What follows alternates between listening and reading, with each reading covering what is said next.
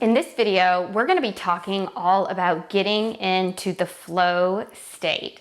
What is it? How do I get there? And most importantly, how do I stay there? So stick around.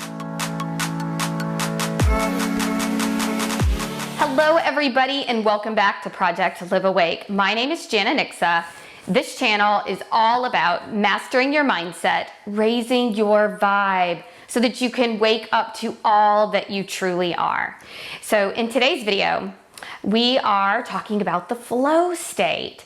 For any of you all out there that don't know exactly what flow state is, you've been there before.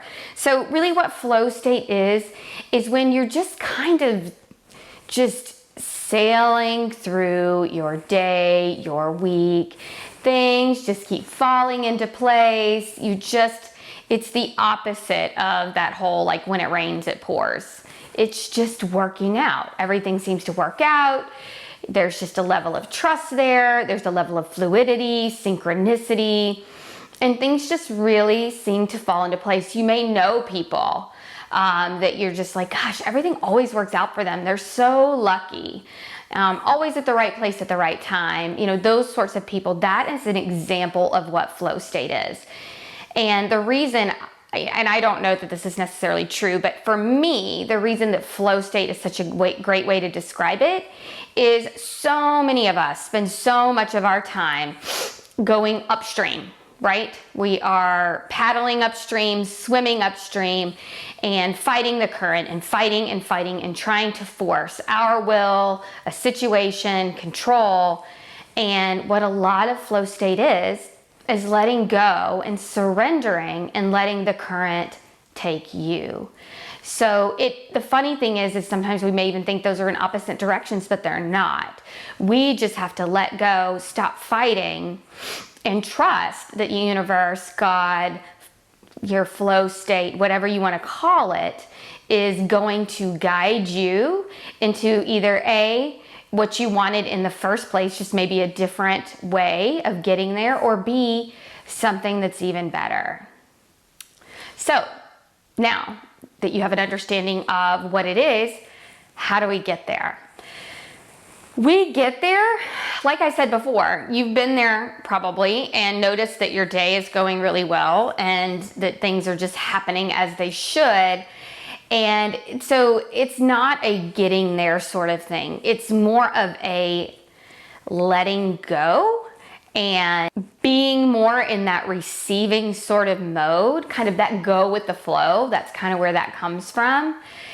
And not putting up a lot of resistance. So there are practices that I'll talk about in a minute that definitely help us get and stay in flow state, but those really are the principles, is really just releasing your control and trusting that some power greater than you can take the wheel. You know, they say Jesus take the wheel, or let go and let God. All of these sorts of sayings, all of these sorts of things are pertaining to that flow state. And it really does come with a huge element of surrender and trust. So for example, if you're late to a meeting, or if you're hitting traffic, or whatever sort of obstacles that you may perceive as obstacles in that moment, letting go and surrendering to the moment is just to say, this is what we're doing right now. This is just what is happening, and not trying to fight it. Because that's really where the discomfort and the stress and the anxiety comes from, is trying to be somewhere that you're not. So the more you can just surrender to the moment and the experience that it has to offer, that really does keep you in flow state. And so that's how you may just be there sometimes by accident without having to do any certain sorts of, spiritual practices or anything, because it really is just a state of mind. Perhaps you're in love and you're just happy, and it doesn't matter if you run into traffic, and it doesn't matter if there's somebody rude to you. You're just on cloud nine, as they call it, and that keeps you in flow. However, to be able to just stay there without anything externally, like being in love or getting a new, whatever it may be, those kind of fleeting things that can lead to that just pure sort of bliss feeling. There are spiritual practices that can help you recognize, get into flow, and then stay there. So the first one, as I'm sure is not going to become as a shock to you, is meditation. Because meditation helps you release those blocks. It helps you give up control. It helps you understand that there is a power that you can connect with that's greater than yourself, that just may have better plans, better ideas, and have a much bigger vision for your life than what you can see from where you sit. I like to think of it as my higher self, God, they're on the mountaintop. I'm down trying to climb the mountain, and they're trying to show me the way to go. But I'm trying to go my way. My way is straight up the mountain, okay? However, they can see things from where they are that I can't see from where I am. And so me trying to force my way up the mountain instead of just listening to them as they tell me to, maybe go around the mountain and try to go up the backside of the mountain or circle up the mountain, whatever it may be, when you can let go and give over that control and trust that guidance, that is really the fundamental of this flow state. And meditation is a huge way for you to get to know that part of yourself, to cultivate that awareness and that connection so that you can feel really trusting of this part of you. Because it's hard to trust something that you aren't familiar with or have really, connected with. So meditation really helps you develop that connection and just gives you that ease and that ability to just, like I said, let go and stop trying to resist the present moment and what it has to offer. And trust that even though you may not see it in this particular moment, but trust the process, because you never know. So many spiritual teachers out there say, I never could have imagined what God, the universe, had in store for me. So just be willing to accept that maybe your plans or the way you want things or the way you think things should be, there's a much more beautiful divine plan. So the second way to really keep you in flow, and this is one that has really eluded me at times. I am a mom. I love to do this with you all as well. And I do my coaching with clients. So I'm very busy. And it's really just been in the last, year, maybe even through quarantine, that I've found that I don't let time run my life any longer. That I really just take the time in each situation to just be in that moment. And it really gives me a much more ease about how I walk through my day. So that's really kind of the second thing that keeps you in flow. Don't fight time. Don't try to rush. I wish we could walk around with stopwatches for a day and time how much time we actually save by trying to rush around or trying to multitask or get all these things done with once, when if we could just take a deep breath and just move through that present moment with ease, just going through what needs to be done, and also staying connected with that self to realize what doesn't need to be done. Because there are a lot of things that we put on our to-do list that, if we're really honest and we go within, they aren't necessary. So we don't have to do everything we think we do. And so the more you're present with that truth, the more you really can indulge in the moment. The third thing that's so important that we just don't learn, at least not here in the Western sort of traditions, is to really follow your joy and your bliss. And you hear a lot of people say that, but what does that really look like? It really looks like when you are going through your day, what are the things, pay attention to how people, situations, tasks, jobs, anything, how it makes you feel. If it makes you feel like it's expansive, like it connects you more with who you are, with your soul, and it lights you up, then those are the sorts of things you want to put on your to-do list.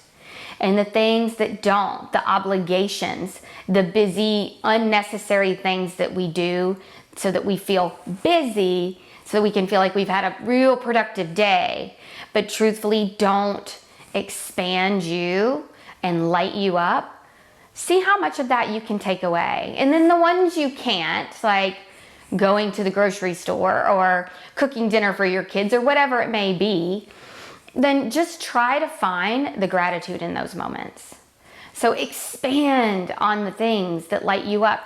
And for a lot of us, even members of my own family, they're like, I don't really know what my passion or my joy or whatever that is anymore. Then spend some time with that in meditation. Think about the things you used to do as a child, and throw out the to-do list. Take a day here and there. And listen, we can all come up with excuses as to why we can't do this. I'm a mom. I have a lot on my plate too. I could go on and on, but it's irrelevant. The point is, take a day and just wipe your calendar clean with nothing on it. And fill it in with just things that would make you feel good, that just, fill you up. And I would caution you, and I don't think anybody that's watching this channel is going to fill it up with these sorts of things, but pay attention to the kind of things that you want to fill it up with. If it's shopping and going and getting drunk with friends, you may want to relook at that, because that's a lot of outward stuff. And I'm not saying that, there aren't people that is their passion and that can be their joy, but just be careful that you're not filling your day with distractions, and fill your day with things that light you up from the inside out. One more thing I want to say about time is really give yourself the space. I know I used to be the kind of person that rushed through my day so that I could get everything done on my to-do list, so that I could feel like I did good for the day. But there was no joy in any of it. Even the things that should have been joyful weren't, because I was more concerned with getting it off my plate and getting on to the next thing than I was enjoying it. And that can be even going to eat lunch with my kids at school. I remember a few years ago, that was on my to-do list as a thing to do, to check a box. And if we can't find joy in doing something like that, we have to give ourselves the space. And I recognize that I was not giving myself the space. I was trying to get more done in a day than I really could, and it knocks you out of flow. So when you give yourself that space, whatever it is, whatever task you need to do, whatever you think you need to get done in a day, cut it in half. Really go within, take the things off that list that truly don't matter, and do the things that do, and give yourself plenty of time and space to do them, so that you're not half-assing it. Man, I've been the queen of half-assing it, and it actually served me well over the years. I could really get the things done, but my heart wasn't in it while I was doing it. And honestly, I've gotten to that point, and I hope the more you all stay in flow, you can see if your heart is not in what you're doing in any given moment, then it's not worth doing. And that's just it. And lastly, trusting the process. I spoke a little bit about this before, but I'll just say a little more on trusting the process. We think as human beings that we know what's best for ourselves, for our family. We think we know what exactly we want to accomplish, whether it's a big goal like starting a new business or even just getting through your day. But just trusting the process. If you do run into traffic, if you do run into a reason as to why you're late, the cereal dumps all over the floor, just trust that there's reasons for everything, and that these are just opportunities for us to just be in that moment and be present with it, and just trust and surrender. Because I've found, if I'm rushing through that moment of frantically cleaning up the cereal on the floor, or trying to figure out why in the world I'm in traffic right now and how late am I going to be, versus just having a laugh about the cereal. These things happen. Showing your kids grace, showing them how accidents happen, and we just can calmly move through this versus having to rush through it. And that is part of that whole giving yourself the space, because you know now that maybe one less thing will get done today because you had to take extra time or because you were late or whatever it may be, but it's okay. Just letting that element of control go and just trusting the flow and the process. So these are things I really wanted to record this video because I spent almost 2 years, I want to say, on this elusive flow and how do I get there and how do I stay there. And you know, something else I wanted to add is flow doesn't just have to do with planning out your career or your goals as an entrepreneur or your next video series or e-learning or whatever it may be. It's with anything. It's with everything. And it's really just accepting the present moment for what it is, trusting that it's there for a reason, and surrendering to that and not trying to make it anything other than what it is right there and now. And that doesn't mean it's always going to be beautiful. There's hard moments. We all have hard moments too. But they're there to teach us, they're there to show us, they're there to help us grow. So you may as well be present with that too, and just feel what needs to be felt and walk through it so that you don't have to deal with it later, because it will be there if not. So guys, I hope this was helpful. Flow has been, I can so tell now when I'm not in it.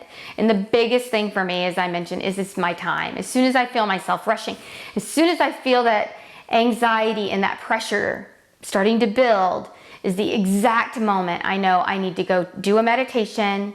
I need to lie down. I need to breathe. I need to pause. And it is a discipline. It does take time, but with practice and the intention of wanting to stay in flow, you can find your flow state too. Hope you liked this video. If you did, don't forget to like it below and subscribe. I have videos coming out like this every week. So I would love, love, love for you to all continue on this journey. And as always, keep shining your light.